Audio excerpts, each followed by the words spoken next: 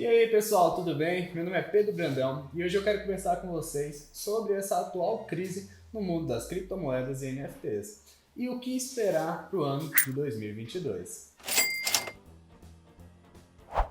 Nesse vídeo, nós vamos falar sobre quais são as principais causas dessa crise e como aproveitar esse momento para impulsionar os seus rendimentos futuros.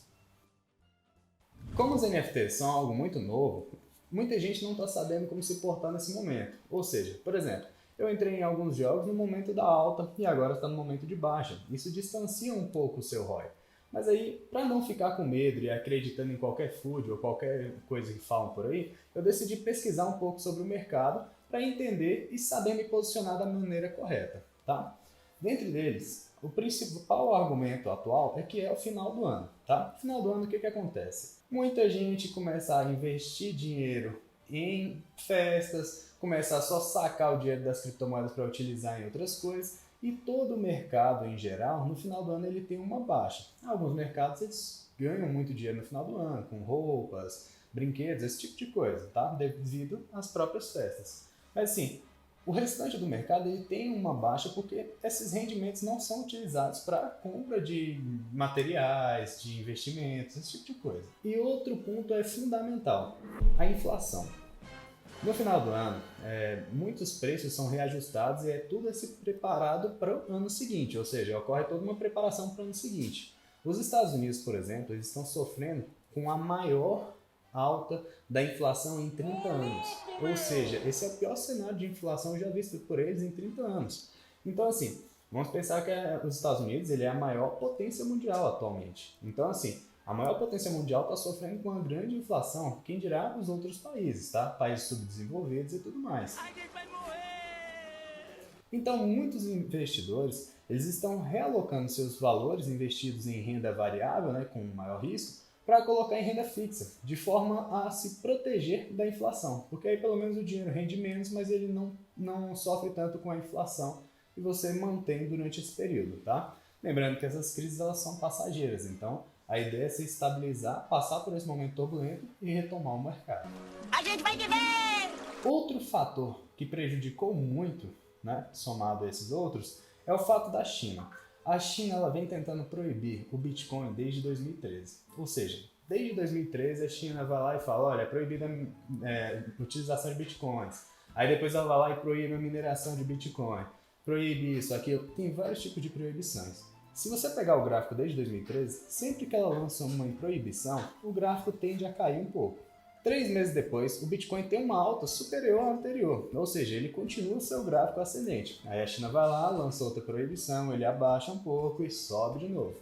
Também tem o fato de que, durante toda a vida do Bitcoin mesmo, em um único ano, ele não teve uma queda no final. Né? No final do ano, ele não teve uma baixa. Então, assim, ele já tende a cair normalmente no final do ano, por todos os reajustes que eu comentei, e ainda mais pelo fato da proibição da China. Se eu não me engano, os chineses tinham até cerca de 4 ou 5 dias atrás para fecharem as suas contas e removerem, né, liquidarem todos os seus investimentos em criptomoedas. A Binance e outras duas corretoras removeram as suas contas em território chinês, ou seja, elas pararam, né, até bloquear algumas pessoas desse território. Isso faz com que cada vez mais os investidores chineses tenham mais dificuldade em movimentar o Bitcoin, movimentar criptomoedas. Então, isso com certeza impacta na economia como um todo. Vale ressaltar que o Bitcoin ele é um material digital, por exemplo. As criptomoedas não tem como você ver isso acontecendo, não é algo físico para se tocar. Então, vou dar um exemplo claro aqui para vocês. Em setembro, o governo de Berlim autorizou uma lei em que permitia a desapropriação de casas de pessoas ricas. A desapropriação de terras é você tomar um bem que essa pessoa possui para dar para outras pessoas. Com o Bitcoin, com as criptomoedas, não tem como fazer isso, porque não é algo físico ou palpável que tenha como o governo ir lá e tomar dessa pessoa. Então isso fortifica cada vez mais a ideia de que investimentos nas criptomoedas são uma forma mais segura de se trabalhar. Porque você não pode ser bloqueado pelo governo, você não sofre com taxas e com impostos. Caralho, o maluco é brabo. Outro fator que está piorando ainda mais essa situação são os inúmeros FUDs, tá?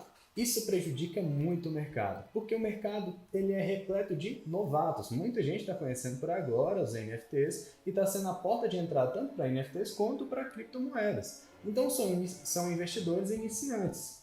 Isso faz com que novatos não tenham uma expertise de muito tempo e não é calejado pelo mercado, ele acredita muito mais facilmente em notícias que às vezes não são tão baseadas. Então, um youtuber vai lá, solta que essa moeda ela é lua, que ela é muito boa, a pessoa entra no jogo e o jogo é um scam. Não que o youtuber tenha culpa por isso, mas ele foi motivado sem uma pesquisa muito maior a respeito.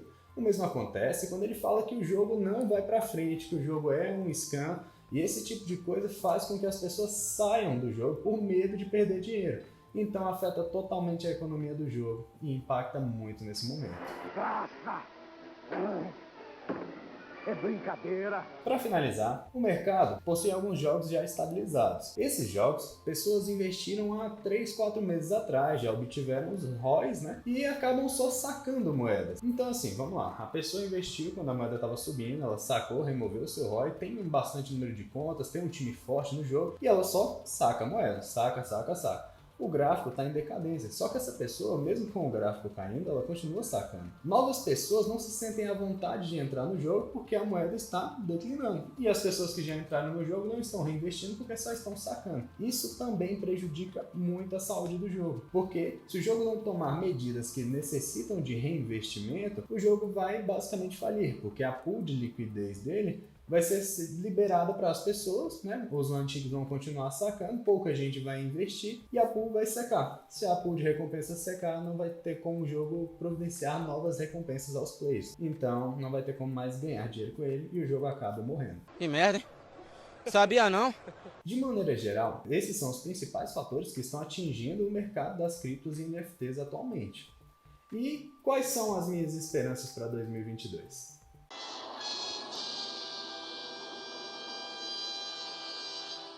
Vamos lá. Como eu tinha comentado com vocês, quando a China vai lá e proíbe o Bitcoin, 3 meses depois ele supera a alta anterior. Então, assim, isso é um ponto positivo. Essas crises elas são derivadas de final de ano, onde tem inflação, tem todos os reajustes necessários, e uma parte de food, novato e tudo mais. Só que, assim, os principais fatores seriam China, inflação e final de ano. O fato dos novatos, eles são motivados pelo mercado. Se o mercado tendenciar a subir, as pessoas vão tendenciar a comprar, vão acreditar que está retomando e vão investir cada vez mais, tá bom? É o famoso efeito manada. Então, a minha esperança para o ano de 2022 é que mais ou menos para fevereiro, tá? Meio ou final de janeiro para fevereiro, o mercado já esteja apresentando uma recuperação e o gráfico já esteja subindo. Então, assim, eu acredito que estamos vivendo um momento de oportunidade. Oportunidade para montar aquela carteira comprando bastante coisa com um preço muito abaixo do normal. Sabe quando você olha aquele gráfico e você pensa, nossa, eu deveria ter comprado em tal época porque a moeda estava muito barata? Você está vivendo essa época. Muita gente não investe nela porque não sabe se vai cair mais, mas quem investe pega a alta depois. Então eu acredito fortemente que esse é um momento de investir, de se preparar, sempre tomando muito cuidado e pesquisando, tá bom? Porque se o mercado retornar, você vai estar muito bem posicionado, vai ter grandes lucros e é o que eu espero, tá bom? Lembrando, isso não é dica de investimento, é apenas a minha visão a respeito do que esperar do mercado. E eu espero que eu possa ter acrescentado um pouco na vida de vocês e ajudar nesse momento de tomada de decisão. Comenta aqui embaixo se você vai aproveitar esse momento para fazer mais investimentos e se preparar, ou se você ainda vai ficar com medo, vai ver se o gráfico vai descer, ou vai pagar para ver, entrar quando estiver subindo mesmo que pague mais caro, tá bom? Deixe o seu like se você gostou do vídeo, se inscreve aqui no canal, ativa o sininho de notificação. Eu sempre vou estar trazendo vídeos novos aqui para vocês, tentando resolver ou dar a minha opinião a respeito disso, porque de verdade eu não quero contribuir com food para o mercado. Eu acho que o conhecimento deve ser igualitário a todos e é só pesquisar bastante e tomar suas próprias decisões, tá bom? Me segue também nas minhas redes sociais que todo dia eu trago conteúdo novo lá, mostro como é que está sendo meu farm diário e tudo mais, tá bom? Um grande abraço para vocês e valeu!